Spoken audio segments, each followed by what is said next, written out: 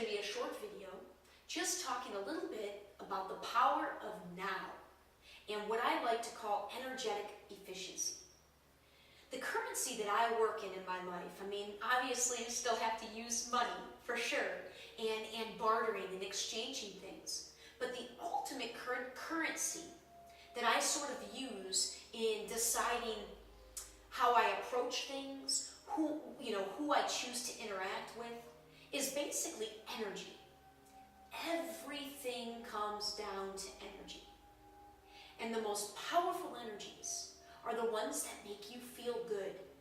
Love, joy, happiness, all the things that make your heart sing. And the power of those energies is something that I think we're only beginning to see. It's a power that I hope to use my own life and things that I'm going to be doing pertaining to the work to demonstrate and to show. Because it is something that I'm not sure how much measuring of this is going on in the world. But I like to say that I'm working on maximizing the positivity to the absolute nth degree every single day, in every single situation. And it's also combining what I've learned to be the extremely powerful present moment.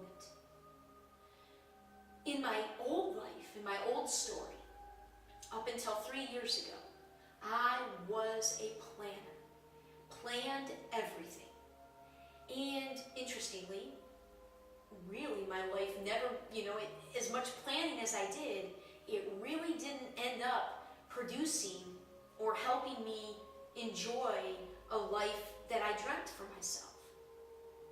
And when I took my healing year, took that year off, and went home to Michigan, and started to live in my present moment for the first time, truly for the first time, other than when I was playing sports. It's one of the great things about sports, or theater, or anything, live performances that make you, when you have to be in the moment. Where if you're thinking about your, all your to-do list or your grocery list, your whatever task you're doing in the present moment generally suffers. And if you're engaged in something like athletics, it's something that you love, it's so easy not to let any of that stuff into your mind. You're totally in the moment. Short of those times in my life, I never was in the present moment. I was constantly looking either towards the next day, the next week, the next month, the next achievement, one thing after another, which I think is very common, especially in the network of people that I know in my life. High achieving, type A, intellectual type people have a very hard time, generally speaking, in my opinion, in my observations, in my experiences, being in the present moment. And my own story has revealed to me how limited my own capabilities were because of that approach I was taking to my life.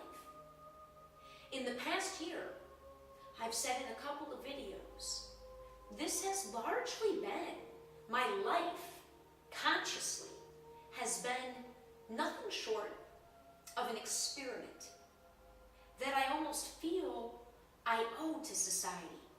As someone who was so mainstream before, then I have this spiritual awakening during which I become aware of all of these massive powers surrounding us in the universe.